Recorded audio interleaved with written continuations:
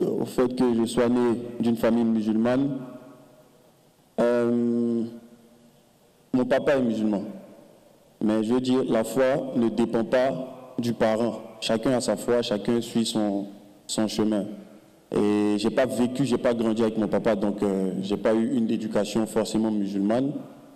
Mais ça n'ajoute rien au fait que j'ai reçu Jésus personnellement. C'est-à-dire, même si j'avais grandi avec ma maman, qui était musulmane aussi, mais elle n'est pas musulmane, elle est chrétienne, même si elle était musulmane, j'aurais rencontré Christ à ma manière, parce que tout le monde rencontre Christ à sa manière. Donc, peut-être te convaincre après. Pas après, avant. Comment? Avant ça. Avant que je vienne lui annoncer que j'étais chrétien et tout, il a voulu que je suive ses voies. Parce que comme j'ai dit là, c'est sa religion, il a son intimité avec ses pratiques et tout. Donc il veut que son fils puisse suivre ses traces. Mais il était un peu en boule, non?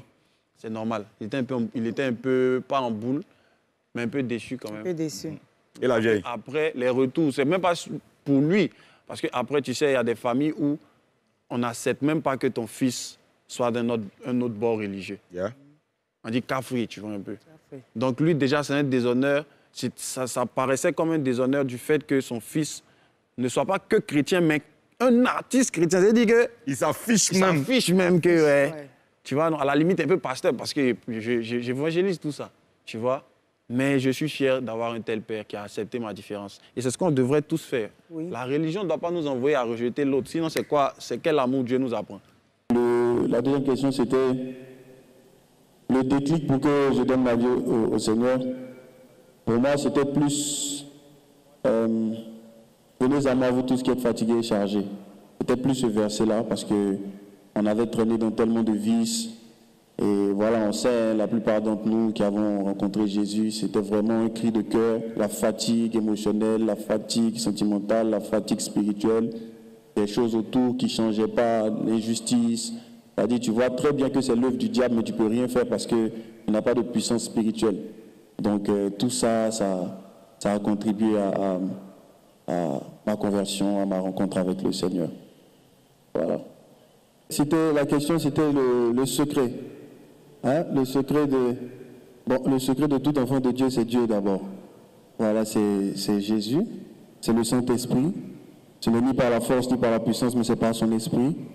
Philippiens 4,13. Hein? Depuis tout par celui qui me fortifie. Donc déjà, tout part de l'Esprit de Dieu. C'est lui qui nous donne la force. Deuxièmement, il y a l'encadrement, l'entourage. Les mauvaises compagnies corrompent les bonnes mœurs. Donc, si les mauvaises compagnies corrompent les bonnes mœurs, c'est que les bonnes compagnies font avancer, n'est-ce pas?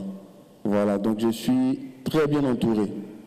Parce que j'ai un producteur, j'ai des grands frères, et d'ailleurs je vis chez mon producteur encore. Voilà.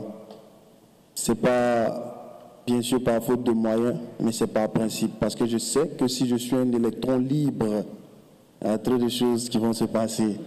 Donc je me donne cette rigueur-là, ce devoir-là de rester sous la couverture de mon boss.